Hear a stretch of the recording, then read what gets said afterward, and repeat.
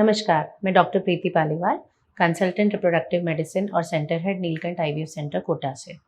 आज हम बात करेंगे थायराइड हार्मोन के कारण संतान प्राप्ति में समस्या के बारे में।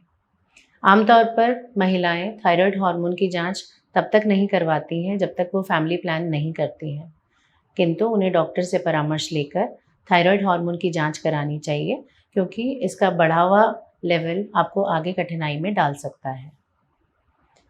थायराइड ग्रंथि एक छोटी किंतु महत्वपूर्ण ग्रंथि है, क्योंकि ये शरीर की कई मेटाबॉलिक क्रियाओं को प्रभावित करती है। यदि इस ग्रंथि से स्रावित हार्मोन यानी थायराइड हार्मोन के लेवल्स में बढ़ोतरी या कमतरी होती है तो ये निसंतानता, अबॉर्शंस, वजन बढ़ना, वजन कम होना और थायराइड कैंसर जैसी बीमारियों को भी उत्पन्न कर सकती है। आइए हम जानें हाइपोथायरॉयडिज्म और हाइपरथायरॉयडिज्म के बारे में।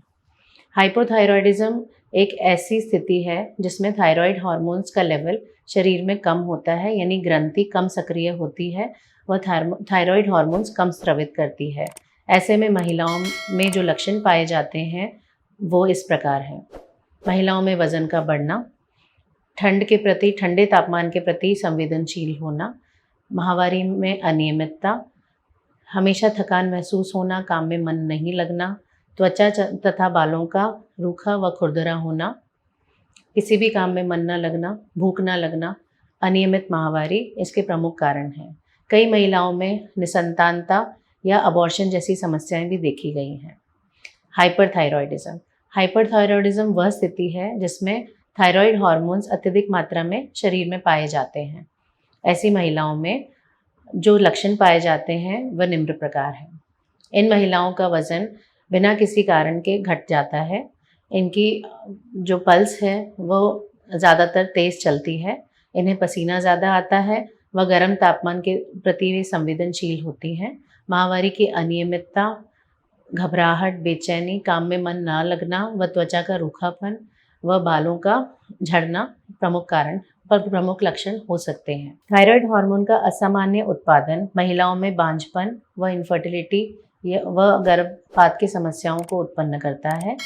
एक रिसर्च में ये देखा गया है कि 5 से 10% महिलाओं में असामान्य उत्पादन की वजह से इनफर्टिलिटी या बांझपन देखा गया है। कम उम्र की महिलाओं में यानी 30 वर्ष से कम उम्र की महिलाओं में यह प्रतिशत 5% व बढ़ती उम्र की महिलाओं में यह प्रतिशत 10% तक पार कर सकता है।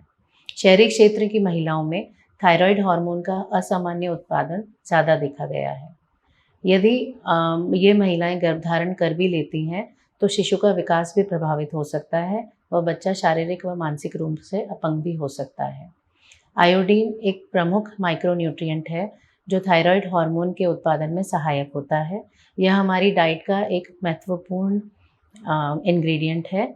आयोडीन की कमी से महिलाओं में हाइपोथायरॉयडिज्म होता है, जिसकी वजह से अनियमित माहवारी, निसंतानता, गर्भपात जैसी समस्याएं व शिशु के गर्भ के विकास में बाधा भी उत्पन्न हो सकती है।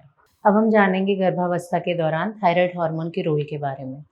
गर्भनाल व शिशु के विकास के लिए थायराइड हार्मोन का नॉर्मल लेवल पे होना बहुत ज़रूरी है, क्योंकि शिशु के विकास के लिए थायराइड हार्मोन्स नॉर्मल लेवल पे होने पर उसका शारीरिक व मानसिक दोनों विकास ही सुचारू रूप से होते हैं।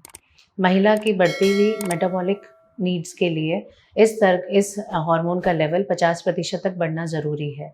यदि महिला का शरीर इस हार्मोन की आपूर्ति नहीं कर पाता है तो गर्भपात, शिशु के विकास में बाधा, समय से पूर्व प्रसव होना और प्रसव के बाद कई समस्याओं का उसे सामना करना पड़ सकता है। अब हम जानेंगे कि जिन महिलाओं में थायराइड से जुड़ी समस्याओं की वजह से निसंतानता है उनमें आईवीएफ कैसे लाभकारी है।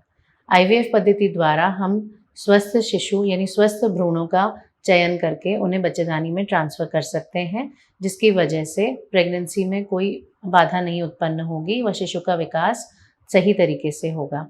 इन स्वस्थ शिशुओं की वजह से आप निसंतान दंपतियों को संतान का सुख दे सकते हैं। आगे यदि आप कोई भी निसंतानता के बारे में या थायराइड हार्मोन की वजह से निसंतानता के बारे में किसी बात को लेकर कोई सवाल आपके मन में है तो आप नीचे दिए गए नंबर पे कॉल कर सकते हैं, व मैसेज कर सकते हैं या फिर हमारे क्लिनिक पे आके हमसे परामर्श ले सकते हैं।